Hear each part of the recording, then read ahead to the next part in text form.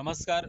बृहन्मुंबई महानगरपालिका आयोजित online education मध्ये महानगरपालिकेचे सर्व अधिकारी, CNO madam Shrimati Neeta Thakare madam, सर्व सहकारी शिक्षक व विद्यार्थ्यांचं मी आजच्या या ऑनलाईन एज्युकेशन मध्ये सर्वांचं हार्दिक स्वागत करतो. आज आपण इयत्ता 9वी विषय भूगोल घटक पर्यटन या प्रकरणाची आपण आजच्या या तासिकेमध्ये माहिती घेणार आहोत. मी श्री रतिलाल वडवे, विलेपार्ले पूर्व महानगरपालिका माध्यमिक शाळा येथे सहाय्यक शिक्षक म्हणून कार्यरत आहेत. पुन्हा एकदा सर्वांचं हार्दिक स्वागत. आज आपण इयत्ता 9वीचं 12वं प्रकरण जे आहेत पर्यटन या प्रकरणाची माहिती घेणार आहोत. आपण थोडक्यात पर्यटनाची जर का आपण आपल्या जीवनामध्ये काय महत्त्व आहे त्याची जर थोडक्यात आपण जर का माहिती घेतली तर आपल्याला असं म्हणता येईल की एक आपल्या जीवनामध्ये जो काही ताण आहेत, तणाव आहेत, ते पर्यटनाच्या माध्यमातून आपण ते कमी करू शकतो. जो कामाचा जो काही लोड आहे, कामाचा जो काही बोज आहे तो कमी करण्यासाठी या पर्यटनाच्या माध्यमातून जो काही आनंदासाठी जो काही प्रवास करतो त्या प्रवासातून आपण जो काही ताण तणाव आहे तो कमी करू शकतो. आणि म्हणून आपल्या जीवनामध्ये, मानवी जीवनामध्ये पर्यटन किती महत्त्वाचं आहे आणि त्याची थोडक्यात माहिती आजच्या या तासिकेमध्ये आपण घेणार आहोत. या ठिकाणी आपण बघू शकतो जी काही पर्यटन ठिकाणं आहेत, समुद्री किनारपट्टा असेल, गड किल्ले असतील, अभयारण्य असतील, त्याचप्रमाणे धार्मिक ठिकाणं यांची आपण आपल्याला माहिती आहे की ही जी काही ठिकाणं आहेत ही आपल्या जीवनामध्ये खूप महत्त्वाचा रोल त्यांचा आहेत आणि त्याचीच माहिती आपण या ठिकाणी आपण घेणार आहोत. आजच्या या प्रकरणामध्ये पर्यटनामध्ये खालील मुद्द्यांचा आपण या ठिकाणी विचार करणार आहोत. त्यामध्ये पर्यटन ठिकाणांचे वर्गीकरण, पर्यटन म्हणजे काय, भारतातील प्रमुख पर्यटन स्थळे, पर्यटनाचे प्रकार, GPS यंत्रणा, पर्यटनाचा विकास, पर्यटन एक व्यवसाय, स्क्युबा डायव्हिंग, महाराष्ट्र पर्यटन विकास महामंडळ या ठळक मुद्द्यांचा विचार किंवा या प्रकरणातील या ठळक मुद्द्यांचा आपण माहिती आजच्या तासिकेमध्ये घेणार आहोत. याचं डिटेलमध्ये स्पष्टीकरण आपण पुढच्या भागात आपण घेणार आहोत. या ठिकाणी आपण पर्यटन ठिकाणांचे वर्गीकरण जर का बघितलं तर या ठिकाणी 5 विभागामध्ये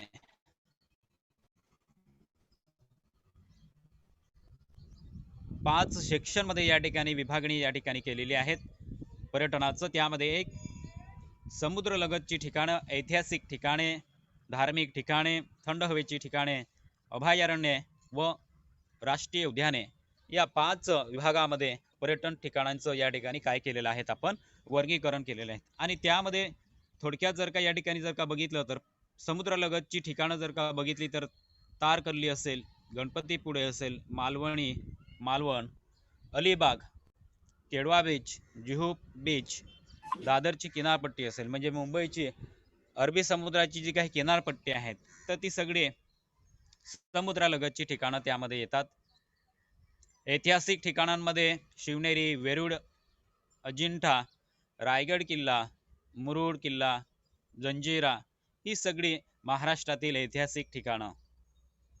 त्याच्यानंतर धार्मिक ठिकाणांमध्ये आपण जर का बघितलं जी काही देवस्थानं आहेत त्यातली प्रमुख या ठिकाणी ठिकाणं शिर्डी, तिरुपती, केदारनाथ, वैष्णवदेवी, मुंबईतलं सिद्धिविनायक मंदिर, महालक्ष्मी मंदिर, विरारचं जीवदानी मातेचं मंदिर ही सगळी धार्मिक ठिकाणांमध्ये या ठिकाणांचा समावेश होतो.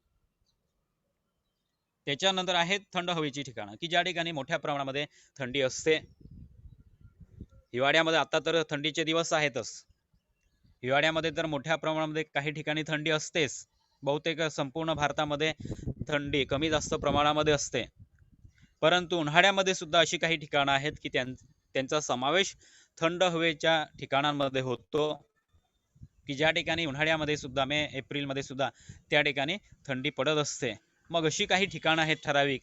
त्यामध्ये आपण बघितली तर महाराष्ट्रामधली महाबळेश्वर, पाचगणी, रायगड जवळचं आपल्या मुंबई पासून जवळ असलेलं माथेरान, चिखलदरा, त्यानंतर उत्तरेकडचं बघितलं तर जम्मू काश्मीर आहे तर ते थंड हवेचं तो प्रदेश आहेत. हिमालय पर्वत आहेत ते आहेत. तर ही सगळी थंड हवेची ठिकाणं आहेत. त्याच्यानंतर अभयारण्य व राष्ट्रीय उद्याने याच्यामध्ये गीर, कर्नाडा, ताडोबा, माळढोक आणि संजय गांधी नॅशनल पार्क जे आपल्या मुंबईमध्ये आहेत बोरिवलीला, तर या ठिकाणांचा समावेश राष्ट्रीय उद्याने आणि अभयारण्यामध्ये यांचा समावेश होतो. तर हे झालं 5 विभागामध्ये पर्यटन ठिकाणांचे वर्गीकरण. याच्यानंतर आपण पर्यटन म्हणजे काय,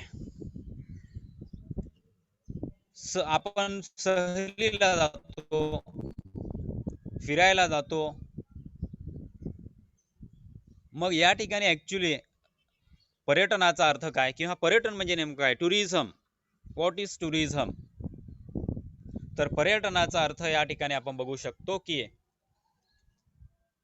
आपण विविध कामांसाठी, हेतूंसाठी आपण एका ठिकाणावरून दुसऱ्या ठिकाणी काय करत असतो, प्रवास करत असतो. त्यामध्ये सणासाठी असेल, समारंभ, उत्सव, खेळ, भटकंती, डोंगरामध्ये भटकंती करणं, मनोरंजनासाठी, करमणुकीसाठी आपण काय करत असतो, प्रवास करत असतो. आणि त्या ठिकाणी जात असताना आपल्याला काहीतरी पूर्व तयारी करावी लागते. म्हणजे आपल्याला एका ठिकाणावरून दुसऱ्या ठिकाणी जर का जायचं असेल तर आपल्याला त्या ठिकाणी तयारी करावी लागते, प्रिपरेशन. आणि मग ज्या ठिकाणी आपल्याला जायचं आहे त्या ठिकाणचं आपल्याला त्या ठिकाणी काय करावं लागतो, मार्ग, कोणत्या मार्गाने आपल्याला जायचं आहे तो आधी सिलेक्ट करावा लागतो. म्हणजे आपल्याला मुंबईहून जर का पुण्याला जायचं असेल तर मग कोणत्या मार्गाने जायचं, रस्ते मार्गाने जायचं की रेल्वेने जायचं की विमान वाहतुकीने जायचं, विमान मार्ग. मग त्या कोणत्या दिवशी जायचं, किती वेळेला, काय आपल्याला काय करावं लागतं, पूर्व तयारी करावी लागते, प्लॅनिंग करावं लागतं. नाही तर मग त्या ठिकाणी आपली जी सहल आहे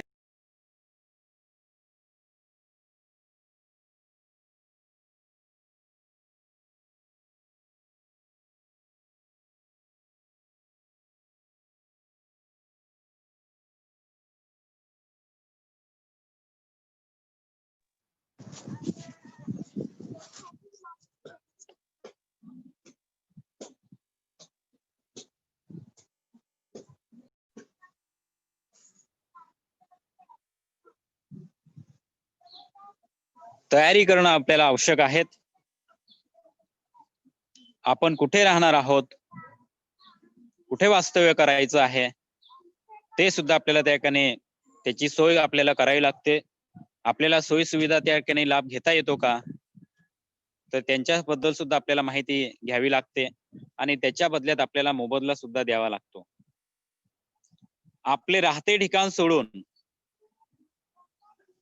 वेगवेगळ्या ठिकाणी भेट देणं, आनंद मिळवणं मनोरंजन करणं, व्यापार करणं, निवास करणं इत्यादी उद्देशांनी प्रवास केला जातो, असा प्रवास म्हणजे पर्यटन. बघा, पर्यटनाचा अर्थ की आपण ज्या ठिकाणी राहतो तिथून ते ठिकाण सोडून वेगळ्या ठिकाणी जाणं, मग ते आपण भेट देणं असेल किंवा आनंदासाठी असेल किंवा मनोरंजनासाठी असेल, व्यापार करण्यासाठी असेल किंवा निवास करण्यासाठी असेल, तर या सगळ्या उद्देशासाठी आपण जो काही प्रवास करतो त्या प्रवासाला आपण या ठिकाणी काय म्हणतो? पर्यटन. म्हणजे आनंदासाठी केलेला प्रवास, मनोरंजनासाठी केलेला प्रवास, मनोरंजनासाठी एखाद्या ठिकाणाला दिलेली भेट किंवा केलेला प्रवास म्हणजे आपण भौगोलिक भाषेमध्ये पर्यटन किंवा टुरिझम असं म्हणू शकतो. भारतातील प्रमुख पर्यटन ठिकाणांची आपण जर का या ठिकाणी लिस्ट बघितली तर संपूर्ण भारतामध्ये प्रमुख अशी काही पर्यटन स्थळं या ठिकाणी दिलेली आहेत. लेह, श्रीनगर, जम्मू तावी, शिमला, अमृतसर, चंदीगड, मसुरी, नैनीताल, दिल्ली, मथुरा, आग्रा, भरतपूर, जोधपूर, अजमेर, जैसलमेर, अहमदाबाद, द्वारका, उज्जैन, सुरत, मुंबई, पुणे, वेरूळ, अजिंठा, चंद्रपूर, मेळघाट, नागपूर, भोपाळ, जबलपूर, खजुराहो, अलाहाबाद, वाराणसी, विजयपुरा, पणजी, बंगळुरू, मैसूर, उदगमंडलम, तिरुचिरापल्ली, पेरियार, मैदूरू, रामेश्वरम, कन्याकुमारी, तिरुवनंतपुरम, कवरती, चेन्नई, विशाखापट्टनम, जगन्नाथपुरी, कोणार्क, रायपूर, रांची, कोलकाता, गया, पटना, गंगोटक, दार्जिलिंग, गुवाहाटी, शिलाग, मोहिमा, काजीरंगा, इटापूर, इम्फाळ, ऐजाल, आगरतळा ही प्रमुख भारतातील पर्यटन ठिकाणं आहेत. या ठिकाणी देशातली विदेशातली लोक पर्यटक म्हणून या भारतातल्या ठिकाणांना भेट देतात आणि त्या ठिकाणी मनोरंजन किंवा त्या ठिकाणी आनंद मिळवण्याचा या पर्यटनाच्या माध्यमातून ते प्रयत्न करत असतात. आणि यामध्ये ही सगळी काही थंड हवेची ठिकाणं आहेत, काही धार्मिक ठिकाणं आहेत, काही अभयारण्य आहेत, पक्षी अभयारण्य असतील, राष्ट्रीय उद्यान असतील, काही थंड हवेची ठिकाणं असतील, तर ह्यामध्ये काही समुद्र किनारपट्टा आहेत. या सगळ्या गोष्टी, या सगळ्या वर्गीकरणामध्ये या पर्यटन ठिकाणांचा या ठिकाणी आपण मागे जे काही माहिती घेतली त्याच्यामध्ये आपण वर्गीकरण बघितलं की काही हे पर्यटन ठिकाणांमध्ये धार्मिक ठिकाणं, थंड हवेची, समुद्र किनारे, ऐतिहासिक ठिकाणांमध्ये या सगळ्या स्थळांचं आपण काय केलं होतं? वर्गीकरण केलं होतं. तर ही झाली भारतातील प्रमुख पर्यटन स्थळं. त्याच्यानंतर आपल्याला जर का त्या ठिकाणी आपल्याला पर्यटनाला जायचं असेल, सहलीला जायचं असेल, तर मग आपल्याला त्या ठिकाणी पर्यटनाचं नियोजन करणे आपल्याला आवश्यक आहे.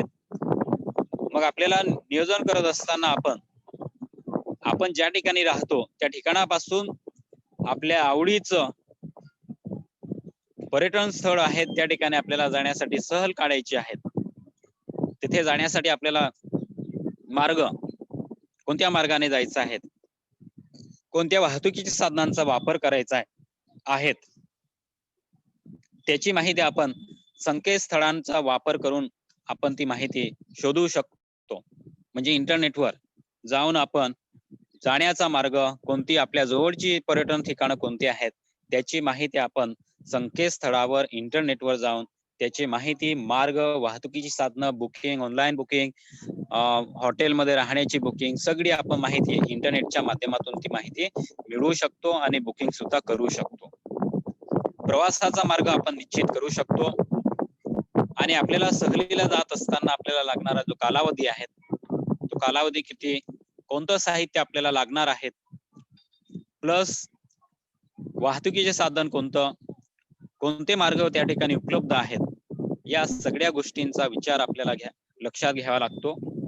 आणि प्लस सहलीला जात असताना आपल्याला म्हणजे वर्गाची जर का आपल्याला सहल काढायची असेल इयत्ता 9वीची, तर मग सहलीला जात असताना आपल्याला प्रत्येक विद्यार्थ्याला अंदाजे किती खर्च येणार आहेत, किती खर्च अपेक्षित आहेत, त्याचा सुद्धा आपल्याला त्या ठिकाणी तपशील तयार करावा लागतो.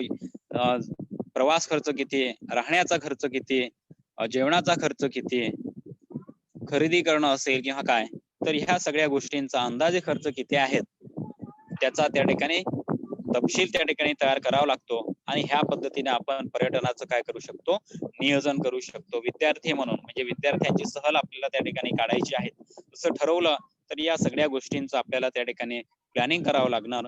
नियोजन केलं की मग आपली जी काही सहल आहेत किंवा आपले जे काही पर्यटनासाठी ज्या ठिकाणी जातो आहेत ते त्या ठिकाणी यशस्वीरित्या पार पडणार आहेत. याच्यानंतर पर्यटनाचे प्रकार. राजकीय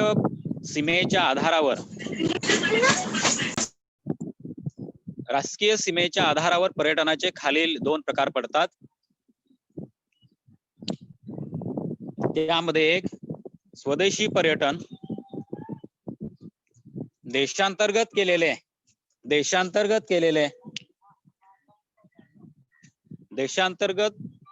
केलेले पर्यटन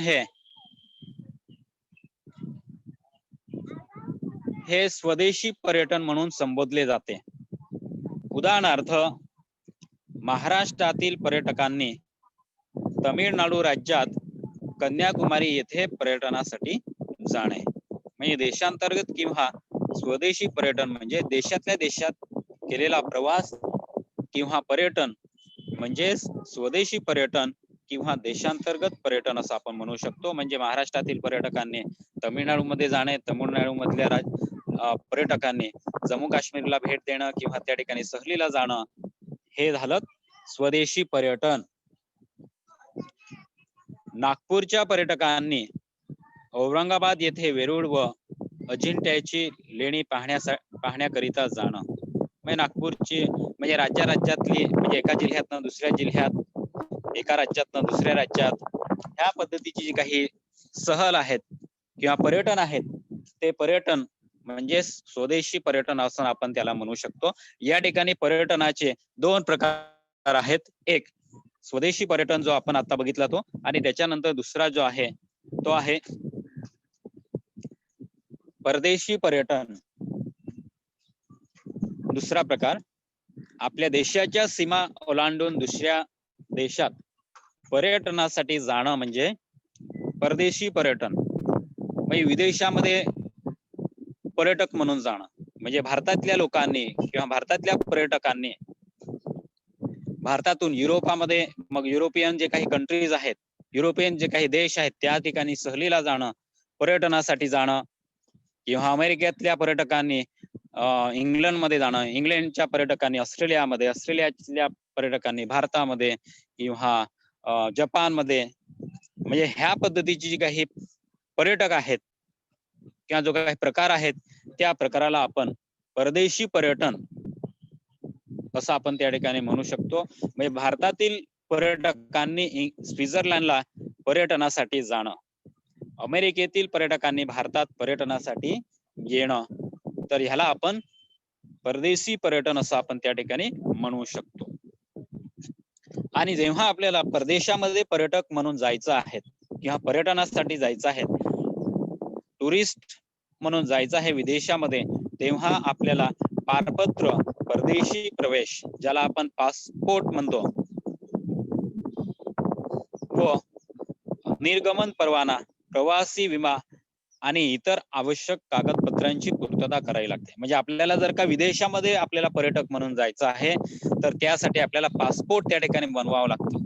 जे काही परराष्ट्र विभाग आहेत, परराष्ट्र मंत्रालय आहेत, भारत सरकारचं असेल तर त्या परराष्ट्र मंत्रालयाच्या माध्यमातून आपल्याला जे फॉरेन आपल्याला टुरिस्ट म्हणून जायचं आहे विदेशामध्ये, तर आपल्याला त्या ठिकाणी परराष्ट्र मंत्रालयाच्या माध्यमातून पासपोर्ट त्या ठिकाणी आपल्याला विजा जो आहे तो काढावा लागतो. तो जर का नसेल तर आपल्याला त्या ठिकाणी विदेशामध्ये पर्यटक म्हणून आपल्याला जाता येत नाहीत. हे आपल्याला या ठिकाणी लक्षात घेणं आवश्यक आहे. म्हणजे आपण भारतातल्या भारतात विदाऊट परमिशन आपण भारतामध्ये पर्यटक म्हणून जाऊ शकतो, राहू शकतो, फिरू शकतो. परंतु आपल्याला विदेशामध्ये जेव्हा आपला पर्यटक म्हणून जायचं आहे, मग ते व्यापारासाठी असेल किंवा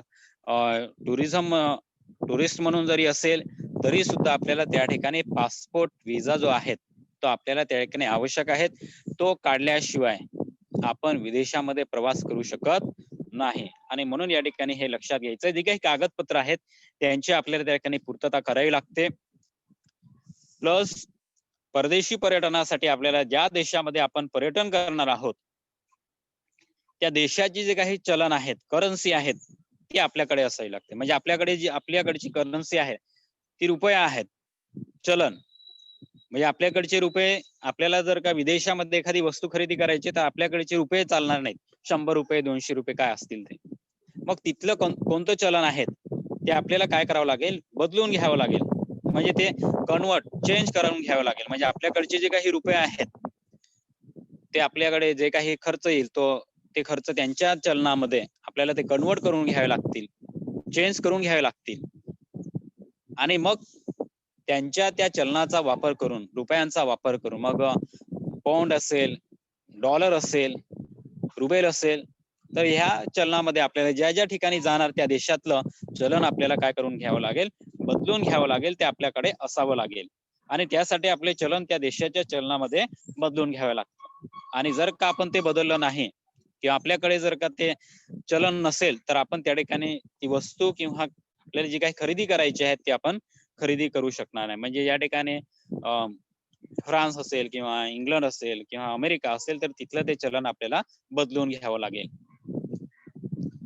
पर्यटनाचा हेतू व पर्यटन स्थळाची वैशिष्ट्ये नुसार पर्यटनाचे या ठिकाणी प्रकार या ठिकाणी केलेले आहेत बघा. त्याच्यामध्ये एक यात्रा, जंगलातील भटकंती, आरोग्यविषयक पर्यटन, अभयारण्य, समुद्र पर्यटन आणि साहसी खेळ, हे झालेत पर्यटनाच्या हेतूनुसार आणि पर्यटन स्थळांच्या वैशिष्ट्यानुसार पर्यटनाचे प्रकार आहेत. यात्रा असते तर त्या ठिकाणी सुद्धा आपण मनोरंजनासाठी त्या ठिकाणी जात असतो, प्रवास करत असतो.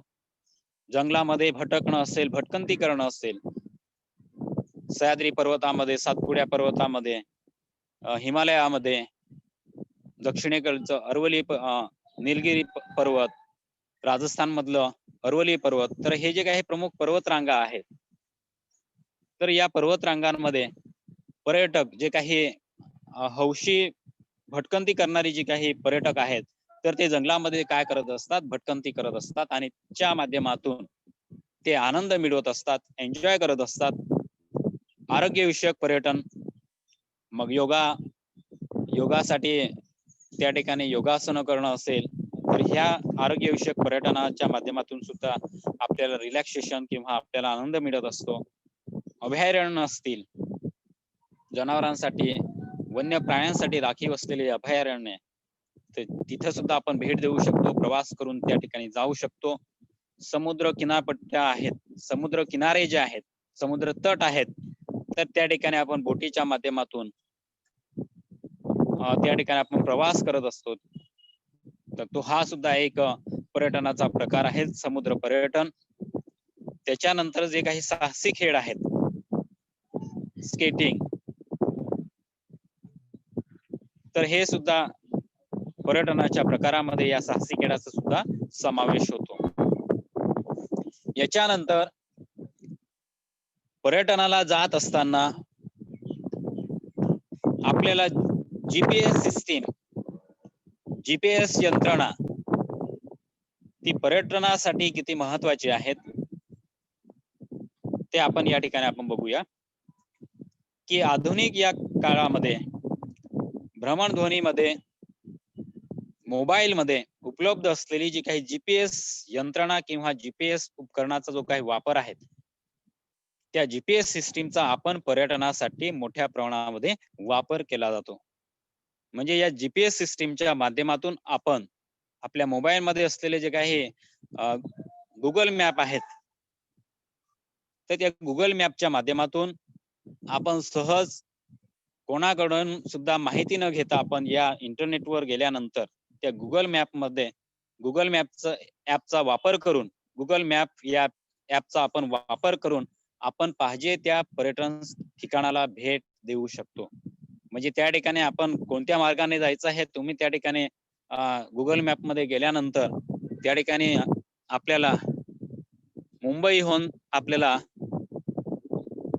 दिल्लीला जायचं आहे तर आपल्याला कोणत्या मार्गाने जायचं आहे, जवळचा मार्ग कोणता, कोणता मार्ग चांगला आहे, किती किलोमीटर आहेत, किती खर्च, किती तास लागणार आहेत, किती वेळ लागणार आहेत त्या ठिकाणी पोहोचायला, तर ही सगळी माहिती आपल्याला गुगल मॅप या ऍपच्या माध्यमातून जी काही जीपीएस सिस्टीम आहेत त्या जीपीएस सिस्टीमच्या माध्यमातून आपल्याला सगळी माहिती त्या ठिकाणाची माहिती आपल्याला सहजरित्या उपलब्ध होते आणि त्या ठिकाणी आपण वेळेवर निघाल्यानंतर आपण त्या ठिकाणी व्यवस्थित योग्य त्या मार्गाचा वापर करून आपण त्या ठिकाणी पोहोचू शकतो. तर हे सगळं जीपीएस सिस्टीम, जीपीएस यंत्रणा जी आहेत च्या माध्यमातून ते सोयीचं आणि खूप उपयोगाचं झालेलं आहे. या यंत्रणेतील जो काही नकाशा आहेत त्या नकाशामध्ये नेमकं कुठे आहोत हे आपण कळत असतो की नेमके आपण कुठे आहोत आणि आपल्याला जिथं जायचं आहे तर तिथं किती वेळेमध्ये आपण जाऊ शकतो, कोणत्या मार्गाचा आपल्याला उपयोग करायचा आहे, कोणता मार्ग जवळचा आहे ते सुद्धा आपल्याला या ठिकाणी या प्रणालीच्या माध्यमातून आपल्याला ते समजतं. आणि आपल्याला ते कुठे जायचं आहे हे ठरवल्यानंतर त्या ठिकाणी पोहोचण्यासाठी पर्यायी मार्ग, रस्ते, अंतर, वाहनांचा प्रकार, लागणारा वेळ, वाटेतील सोयी सुविधा जसे की पेट्रोल पंप, उपाहारगृह, निवास व्यवस्था या सगळ्या गोष्टींची माहिती आपल्याला या जीपीएस यंत्रणेच्या माध्यमातून आपल्याला मिळत असते आणि ह्याचा पर्यटनासाठी मोठ्या प्रमाणामध्ये या जीपीएस यंत्रणेचा मोठ्या प्रमाणामध्ये उपयोग केला जातो आहे, वापर केला जातोय. म्हणजे आपल्याला सुद्धा जर कुठे जायचं असेल तर नक्कीच आपण त्या ठिकाणी या जीपीएस सिस्टीमचा काय केला पाहिजे, वापर केला पाहिजे. कारण जीपीएस सिस्टीमच्या माध्यमातून आपण कोणालाही माहिती न विचारता आपण सहजरित्या त्या ठिकाणी पोहोचू शकतो.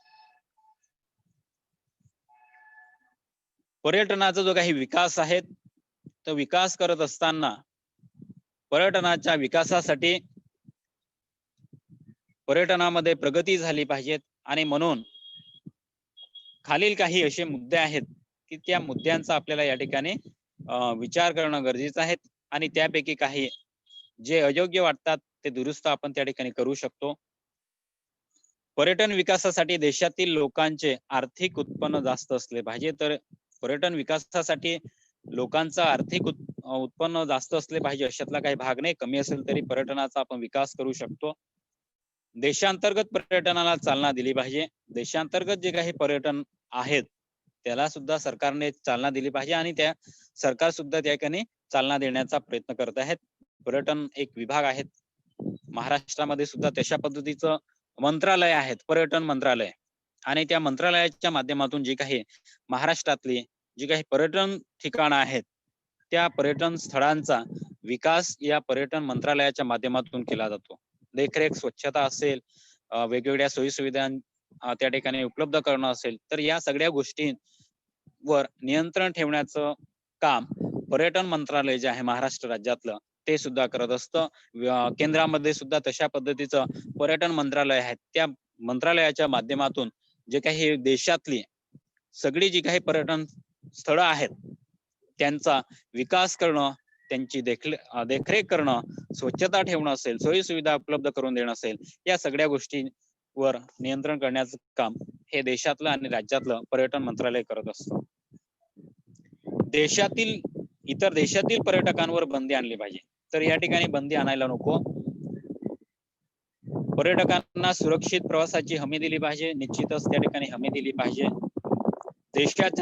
देशाचा सांस्कृतिक वारसा त्या ठिकाणी जतन केला पाहिजे विकास करत असताना. दुसऱ्या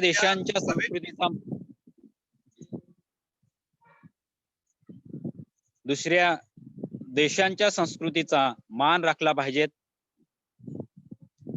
पर्यटन विकासासाठी किंवा पर्यटन व्यवसायासाठी शासकीय त्या ठिकाणी सवलती आणि प्रोत्साहन दिले पाहिजेत. आंतरराष्ट्रीय खेळातील सहभाग त्या ठिकाणी वाढवला पाहिजेत. जाहिरातींद्वारे पर्यटनास त्या ठिकाणी चालना दिली पाहिजे. पर्यटन स्थळांची निगा त्या ठिकाणी राखणं आवश्यक आहे विकास करत असताना. त्याचप्रमाणे विविध क्षेत्रामध्ये योगदान देणाऱ्या प्रसिद्ध व्यक्तींच्या वास्तूंचे स्मारक म्हणून जतन केले पाहिजेत. जे काही प्रसिद्ध व्यक्ती होऊन गेलेत, ज्यांनी योगदान दिलेलं आहे, त्यांच्या स्मारकांचं जतन केलं पाहिजे, निश्चितच केलं पाहिजे. पर्यटनासाठी सोयी सुविधांचा विकास झाला पाहिजे. ज्या ठिकाणी एखादं पर्यटन स्थळ आहे तर त्या ठिकाणी सोयी सुविधा असल्यास पाहिजे. सोयी सुविधा नसेल तर त्या ठिकाणी पर्यटक भेट देत नाहीत, पर्यटक येत नाहीत. आणि म्हणून ज्या ठिकाणी पर्यटन ठिकाण आहेत त्या ठिकाणी निश्चितच सोयी सुविधा आहेत, राहण्याची सोय आहे केली असली पाहिजे. जेवणाची त्या ठिकाणी उपहारगृह आहेत त्यांची सुद्धा त्या ठिकाणी सोय झाली पाहिजे. प्लस पर्यटन संस्थांवर बंदी घातली पाहिजे. तर पर्यटन संस्थांवर बंदी घातली तर त्या ठिकाणी पर्यटक जाणार नाहीत. बंदी त्या ठिकाणी घालायला नको. या व्यवसायाला भरपूर वाव नाही, पर्यटन व्यवसायाला भरपूर वाव आहेत, हे अयोग्य वाक्य आहेत. तर पर्यटन हा जो एक व्यवसाय आहे याला आताच्या घडीला आधुनिक काळामध्ये मोठ्या प्रमाणामध्ये महत्व आलेलं आहे. आणि त्यामुळे या व्यवसायामध्ये मोठ्या प्रमाणामध्ये व्यापार करण्यासाठी सुद्धा एक व्यावसायिक म्हणून सुद्धा व्यावसायिकांना एक मोठी संधी आहेत आणि वाव आहेत. पर्यटन हा अदृश्य स्वरूपाचा व्यापार आहे, बरोबर आहे. पर्यटकांसाठी सर्व प्रकारच्या सोयी सुविधा विकसित केल्या पाहिजेत. बरोबर आहेत. देशाच्या अर्थव्यवस्थेला पर्यटनाचा कोणताही फायदा होतो. विदेशी पर्यटकांच्या माध्यमातून परकीय चलन जे आहेत किंवा विदेशातला जो काही पैसा आहे तो आपल्या देशामध्ये येऊ शकतो. म्हणजे जास्तीत जास्त परदेशी पर्यटक भारताला जर का भेट दिली तर आपला निश्चितच आर्थिक फायदा होतो, अर्थव्यवस्थेला त्या ठिकाणी चालना मिळते. आणि त्यामुळे फायदा होत नाही असं नाही, देशाच्या अर्थव्यवस्थेला पर्यटनाचा मोठ्या प्रमाणामध्ये अर्थव्यवस्थेला फायदा होतो. इतर स्थळांची सुप्त क्षमता विकसित केली पाहिजेत. जी काही बरीच अशी ठिकाणं आहेत, अज्ञात ठिकाणं आहेत की जी थंड हवेची ठिकाणं आहेत, धार्मिक ठिकाणं आहेत, गड किल्ले आहेत की त्यांचा अजून पाहिजे तेवढा विकास झालेला नाही, केलेला नाही. आणि मग त्या ठिकाणी विकास किंवा सोयी सुविधा नसल्यामुळे तिथं अजून अशी अज्ञात स्थळं आहेत की जी तिथपर्यंत पर्यटन जे विभाग आहेत तो तिथपर्यंत पोहोचलेला नाहीत. तर या मंत्रालयाच्या माध्यमातून तिथं जर का सोयी सुविधा झाल्या तर निश्चित त्या ठिकाणी अशी काही अज्ञात ठिकाणं आहेत तिथं सुद्धा लोक पर्यटक म्हणून जातील. आणि त्यांचा विकास जर का केला तर निश्चितच त्या ठिकाणी पर्यटनाचा व्यवसाय जो आहे तो त्या ठिकाणी होऊ शकतो. गड किल्ल्यांचा विकास केला पाहिजे. निश्चितच त्या ठिकाणी जे गड किल्ले आहेत महाराष्ट्रातले, देशातले जे ऐतिहासिक ठिकाणं आहेत त्यांचा त्या ठिकाणी विकास केला पाहिजे. त्याच्यानंतर पुढचा जो मुद्दा आपण या ठिकाणी बघतो आहोत की पर्यटन हा एक महत्वाचा व्यवसाय आहे, की पर्यटन हा एक महत्वाचा तृतीयक व्यवसाय आहे. प्राथमिक व्यवसाय, द्वितीय व्यवसाय, तृतीय व्यवसाय आणि चतुर्थक व्यवसाय असे जे काही व्यवसायाचे जे काही 4 प्रकार आहेत त्याच्यामध्ये पर्यटन या व्यवसायाचा तृतीय व्यवसायामध्ये तिसरा जो काही व्यवसाय आहे त्या तिसऱ्या व्यवसायामध्ये या व्यवसायाचा काय होतो, समावेश होतो. या व्यवसायातनं नैसर्गिक, सामाजिक, सांस्कृतिक स्थितीची आपल्याला त्या ठिकाणी ओळख होत असते, जगाला त्या ठिकाणी माहिती होत असते. देशी पर्यटकांप्रमाणेच अनेक परदेशी पर्यटक देशातील प्रदेशातील ठिकाणांना त्या ठिकाणी भेट देत असतात. आणि या ठिकाणी भेट देत असताना देशाच्या अर्थव्यवस्थेमध्ये परकीय जे काही चलन आहेत त्या चलनाची आपल्या अर्थव्यवस्थेमध्ये भर पडत असते. आणि या फायद्यांशिवाय पर्यटन स्थळांचा विकास होणं, लोकांना रोजगार उपलब्ध होणं या चांगल्या गोष्टी या ठिकाणी घडत असतात. म्हणजे पर्यटनाच्या माध्यमातून ज्या ठिकाणी जे पर्यटन स्थळ आहेत, उदाहरणार्थ आपण माथेरान घेतलं तर माथेरानला असलेले जे काही हॉटेल व्यावसायिक आहेत, दुकानदार आहेत, प्रवासी वाहतूक करणारे आहेत, तर ह्या सगळ्या लोकांना त्या ठिकाणी रोजगार मिळतो. हॉटेल व्यावसायिकांना त्या ठिकाणी ते जेवणाची सोय उपलब्ध करून देतात, त्यांना रोजगार मिळतो. जे टुरिस्ट गाईड आहेत, त्या ठिकाणाची माहिती देणार आहेत, त्यांना त्या ठिकाणी रोजगार मिळतो. जे छोटे दुकानदार आहेत, त्या दुकानदार त्या ठिकाणी व्यवसाय करत असतात, त्यांना त्या ठिकाणी रोजगार मिळतो. जे त्या ठिकाणी पर्यटकांना ने-आण करण्यासाठी मग ते टॅक्सी ड्रायव्हर असतील, टॅक्सीवाले असतील, त्यानंतर रस्ते वाहतूक करणारे असतील, विमान त्या ठिकाणी जर उपलब्ध जरी नसेल तरी सुद्धा त्या ठिकाणी ने-आण करण्यासाठी जे काही वाहतूक करणारे जे काही लोक आहेत, तर त्यांना सुद्धा त्या ठिकाणी रोजगार उपलब्ध होतो. स्वच्छता विभाग आहेत, पाण्याची सोय करणारे आहेत, किंवा जे छोटे छोटे रस्त्याच्या साईडला जे काही छोटं दुकान त्या ठिकाणी लावतात, विक्री करायला बसलेले असतात, तर ह्या सगळ्या लोकांना या व्यवसायाच्या माध्यमातून रोजगार मिळत असतो, उदरनिर्वाह त्या ठिकाणी भागत असतो. आणि म्हणून मग हा एक महत्वाचा पर्यटन हा जो आहे, हा एक महत्वाचा व्यवसाय म्हणून विकसित होताना आपल्याला दिसून येतो आहे. आणि आपण या ठिकाणी जर का पर्यटनाचं महत्व जर का लक्षात घेतलं, तर जी स्थानिक रहिवासी आहेत, त्या प्रदेशातील निसर्गाचं, संस्कृतीचं जतन करण्यासाठी सजग त्या ठिकाणी बनतात. आणि पर्यटनाच्या विकासासाठी विविध माध्यमातून त्या ठिकाणी जाहिरात केल्यामुळे त्या ठिकाणी पर्यटन या व्यवसायाची वाढ होण्यास त्या ठिकाणी मदत होत असते. पर्यटनाला चालना देण्यासाठी त्या ठिकाणी विविध प्रकार त्या ठिकाणी उदयास येत आहेत. त्यामध्ये एक म्हणजे पर्यावरण स्नेही पर्यटन होय. भारतातली वाढती लोकसंख्या, प्रदूषण, नागरीकरण यामुळे पर्यावरणाचा ऱ्हास होत आहे. आपण जर का बघितलं तर त्या ठिकाणी मोठ्या प्रमाणात भारतातली लोकसंख्या वाढते आहेत, प्रदूषण त्या ठिकाणी वाढतं आहेत, नागरीकरणाचं प्रमाण सुद्धा वाढत आहेत, आणि त्यामुळे पर्यावरण त्या ठिकाणी नुकसान होते, पर्यावरणाचा ऱ्हास होत आहेत. आणि हे सगळं लक्षात आल्यानंतर पर्यावरण स्नेही पर्यटन म्हणून एक संकल्पना पुढे आली, आणि या पर्यावरण स्नेही संकल्पनेचा जो काही विकास आहे, तो विकास त्या ठिकाणी केला जातो आहे. त्याचप्रमाणे पर्यटन करत असताना पर्यटकांकडून पर्यावरणाला त्या ठिकाणी हानी होणार नाहीत हे सुद्धा त्या ठिकाणी बघितलं जातं. पर्यावरणाचं नुकसान होणार नाहीत, पर्यावरणाची कशा पद्धतीने काळजी घेतली पाहिजे त्याबद्दलच सुद्धा माहिती दिली जाते.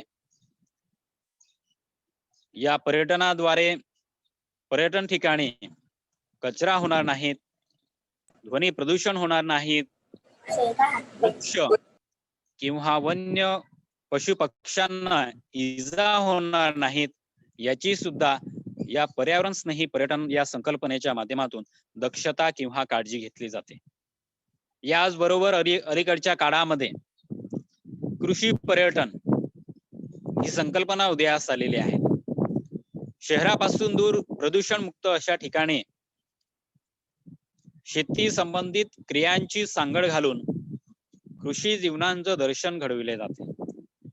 म्हणजे कृषी पर्यटनाच्या माध्यमातून शहरापासून दूर असलेलं जे काही शेत आहेत, शेती आहेत, प्रदूषण मुक्त आहेत, ध्वनी प्रदूषण नाही, एअर पोल्युशन नाही, हवेचं प्रदूषण नाही, कुठच्याही पद्धतीचा आवाज नाहीत, असं दूर असं शांत असलेलं शेती आहेत, मण्याची शेती असेल, अनेक प्रकारची पिकं असतील, अशा ठिकाणी शेती संबंधित जे काही घटक आहेत, या सगळ्या गोष्टींची सांगड घालून कृषी जीवनाची दर्शन घडवलं जातं, शेतीबद्दलची माहिती दिली जाते. त्यालाच आपण या ठिकाणी कृषी पर्यटन असा ही जी संकल्पना आहे ती त्या ठिकाणी उदयास येऊ घातलेली आहे. ते पाहण्यासाठी पर्यटकांना आकर्षित केलं जातं, आणि त्यालाच त्या ठिकाणी कृषी पर्यटन असं म्हटलं जातं. म्हणजे शेतीबद्दल अनेक प्रकारची पिकं असतील, ठिकाणं असतील, तर त्यांचं एक दर्शन घडवण्याचं काम या कृषी पर्यटनाच्या माध्यमातून होतं, आणि म्हणूनच त्याला कृषी पर्यटन असं त्या ठिकाणी म्हटलं जातं. यानंतर पर्यटन करत असताना स्क्युबा डायव्हिंग च्या माध्यमातून सुद्धा त्या ठिकाणी मनोरंजन केलं जातं, आनंद मिळवला जातो. त्यामध्ये शहरी जीवन जगत असताना आपल्या जीवनामध्ये जीवनशैलीमध्ये बदल म्हणून लोकांनी शेतात जाऊन त्या ठिकाणी राहणं, शेतकऱ्यांकडून सशुल्क पाहुणचार स्वीकारणं, या सगळ्या गोष्टींचा त्या ठिकाणी कृषी पर्यटनामध्ये त्याचा समावेश होतो. महाराष्ट्रातील पुणे कोल्हापूर जिल्ह्यात कृषी पर्यटनासाठी उत्तम पर्यटन स्थळ त्या ठिकाणी विकसित झालेली आहेत. त्यानंतर चित्रपट पर्यटन हा एक महत्वाचा पर्यटनाचा एक नवीन प्रकार या ठिकाणी उदयास येतो आहे. त्यामध्ये ज्या ठिकाणी चित्रपटाचे चित्रीकरण केले जाते त्या ठिकाणी लोकांची गर्दी पाहता चित्रपट पर्यटन संकल्पना पुढे आली आहे. म्हणजे ज्या ठिकाणी चित्रपटाचं पर्यटन केलं जातं अशा ठिकाणी लोक शूटिंग बघायला जातात, चित्रीकरण बघायला जातात. मग त्याच्यामधूनच हा एक चित्रपट पर्यटन हा जो आहे ते एक नवीन प्रकार आता उदयास येतो आहे. आणि या चित्रपट पर्यटन संकल्पनेच्या माध्यमातून चित्रीकरणाच्या ठिकाणी पर्यटकांना आकर्षित करण्यासाठी सोयी आणि सुविधा त्या ठिकाणी पुरवल्या जातात. उदाहरणार्थ मुंबईतली चित्रनगरी गोरेगाव या ठिकाणी असलेली चित्रनगरी आहेत, रामोजी फिल्म सिटी आहेत, अंधेरीचं फिल्मालय आहेत, अंधेरी वेस्टला असलेलं फिल्मालय आहेत. तर या सगळ्या गोष्टींचा या सगळ्यांचा चित्रपट पर्यटनामध्ये समावेश होतो. त्याच्यानंतर कोकणातली तारकर्ली हे ठिकाण समुद्र तळ व तेथील जीवसृष्टी पाहण्यासाठी प्रसिद्ध आहेत. कोकणातील तारकर्ली येथे आणि या ठिकाणी पर्यटकांना स्कार्कलिंग व स्क्युबा डायव्हिंग करण्याची सोय त्या ठिकाणी केलेली आहे. म्हणजे त्या ठिकाणी त्या पद्धतीची सोय केलेली आहे. स्क्युबा डायव्हिंग म्हणजे पाण्यामध्ये त्या ठिकाणी समुद्रामध्ये त्या ठिकाणी उतरायचं किंवा ज्या ठिकाणी ते तशा पद्धतीची सोय केली असेल त्या ठिकाणी ऑक्सिजन वगैरे त्या ठिकाणी सगळं तो पुरवला जातो आणि पाण्यामध्ये त्या ठिकाणी डायव्ह करून मग तो काही प्रवास किंवा आनंद लुटला जातो. त्या पद्धतीचं या ठिकाणी स्क्युबा डायव्हिंग जी आहे ती सोय सुद्धा तारकर्ली या ठिकाणी समुद्र तटावर त्या पद्धतीची सोय केलेली आहे. आणि त्या स्क्युबा डायव्हिंगच्या माध्यमातून जे काही समुद्राच्या खोलवर असलेली जी काही जीवसृष्टी आहेत ती जीवसृष्टी आपल्याला या स्क्युबा डायव्हिंगच्या माध्यमातून जवळून अनुभवता येते, पाहता येते.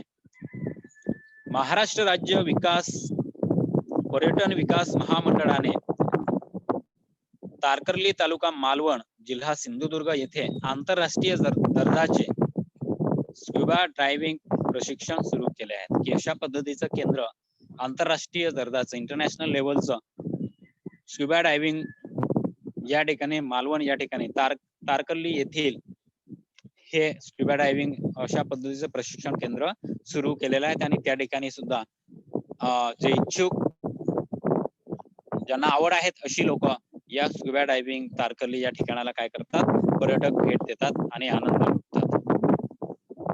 याच्यानंतर आपण शेवटचा मुद्दा आपण या ठिकाणी बघतो आहोत की महाराष्ट्र पर्यटन विकास महामंडळ जे आहेत या महामंडळाच्या माध्यमातून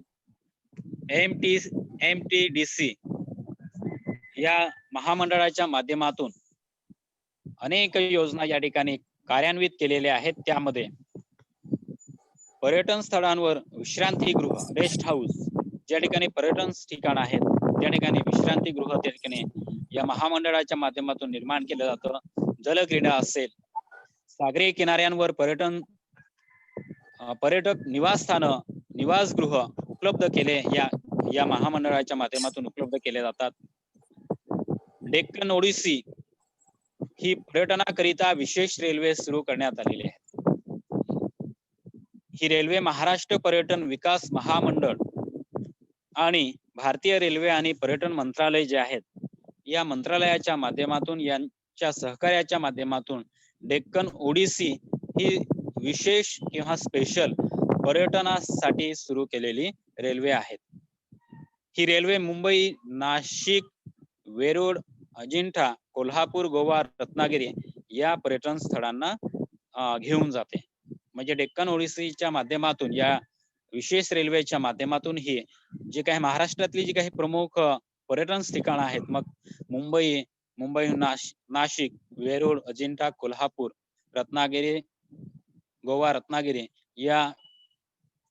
या पर्यटन स्थळांना ही ट्रेन काय करते, भेट देते, पर्यटकांना तिथं घेऊन जाते. ही गाडी म्हणजे एक प्रकारचा फिरता राजमहलच आहे. आणि ही गाडी जी आहे तो एक प्रकारचा त्या ठिकाणी राजमहल आहे. तिथं राहण्याची सोय, झोपण्याची सोय, त्याचप्रमाणे हॉटेल, जेवणाची वगैरे सगळं त्या ठिकाणी या डेक्कन ओडिसी या ट्रेन मध्ये त्या पद्धतीची विशेष सोय त्या ठिकाणी केलेली आहे. अशाच प्रकारची दुसरी विशेष रेल्वे पॅलेस ऑन व्हील्स या नावाने ओळखली जाते. ही रेल्वे दिल्ली, जयपूर, उदयपूर, भरतपूर, आग्रा, दिल्ली असा ती प्रवास करते. अशाच पद्धतीची ही महाराष्ट्रातली झाली. त्याच्यानंतर दुसरी जी आहे ती दिल्लीपासून आग्रा, दिल्ली अशा पद्धतीने ती प्रवास करत असते. आणि या रेल्वेच्या माध्यमातून अनेक देशी विदेशी पर्यटक या रेल्वेचा काय करतात, आनंद लुटतात, मनोरंजन करत असतात. त्याचप्रमाणे भारतीय रेल्वेने पर्यटकांना आकर्षित करण्यासाठी पारदर्शक छताचा डबा विस्डम असलेली रेल्वे गाडी नुकतीच त्या ठिकाणी सुरू केलेली आहे. म्हणजे पारदर्शक म्हणजे बाहेरचा आपल्याला बघता येईल अशा पद्धतीचा छत असलेला रेल्वे त्या ठिकाणी तयार केलेले आहेत. आणि अशी रेल्वे नुकतीच त्या ठिकाणी भारतीय रेल्वेने सुरू केलेली आहेत. ही रेल्वे विशाखापट्टणम ते किरंदल मार्गावर धावते. विशाखापट्टणम आणि किरंदल या मार्गावर त्या ठिकाणी पारदर्शक म्हणजे बाहेरचा आपण त्या रेल्वेमध्ये बसून बाहेरचा आपण सहज बघू शकतो अशा पद्धतीची रेल्वे, वातानुकूलित रेल्वे त्या ठिकाणी निर्मित केलेली आहेत, सुरू केलेले आहेत. वातानुकूलित एसी असलेले काचेचे त्या ठिकाणी छत असलेले डबे असून यात बसून अराकू खोरे, अनंतगिरी, घाटमाथा, बोरा गुहा ही ठिकाणं आपल्याला ही विहंगम हे जे दृश्य आहेत हे दृश्य आपण या वातानुकूलित किंवा एसी असलेल्या काचेचं छत असलेल्या या रेल्वेच्या माध्यमातून असं सुंदर असं दृश्य आपण विशाखापट्टणम ते किरंदल या मार्गाचा प्रवास करत असताना या विशेष रेल्वेच्या माध्यमातून आपण त्या ठिकाणी काय करू शकतो, एक वेगळ्या प्रकारचा अनुभव, मनोरंजन आणि आनंद आपण त्या ठिकाणी अनुभवता त्या ठिकाणी येत असतो. आणि त्यामुळे या मार्गामध्ये किंवा ह्या पद्धतीची जी काही सोय केलेली आहे या ठिकाणी पर्यटकांची भेट देण्याची जी काही गर्दी आहे किंवा प्रमाण जे आहेत ते प्रमाण दिवसेंदिवस आता वाढायला सुरू झालेलं आहे. तर अशा पद्धतीने आज आपण पर्यटन या प्रकरणातील या ठराविक अशा या ठळक मुद्द्यांची माहिती आज आपण घेतलेली आहेत. आपण आज पर्यटनाचं मानवी जीवनामध्ये महत्व, पर्यटन म्हणजे काय, पर्यटनाचे प्रकार, पर्यटनाचे वर्गीकरण, महाराष्ट्र राज्याचे पर्यटन विभाग महामंडळ, स्क्युबा डायव्हिंग अशा अनेक मुद्द्यांची माहिती आजच्या या तासिकेमध्ये घेतली. आज आपण इथेच थांबूया. पुन्हा पुढच्या तासाला नवीन पर्यटनाचा पुढचा जो काही भाग बाकी आहे तो आपण घेऊन पुन्हा भेटूया.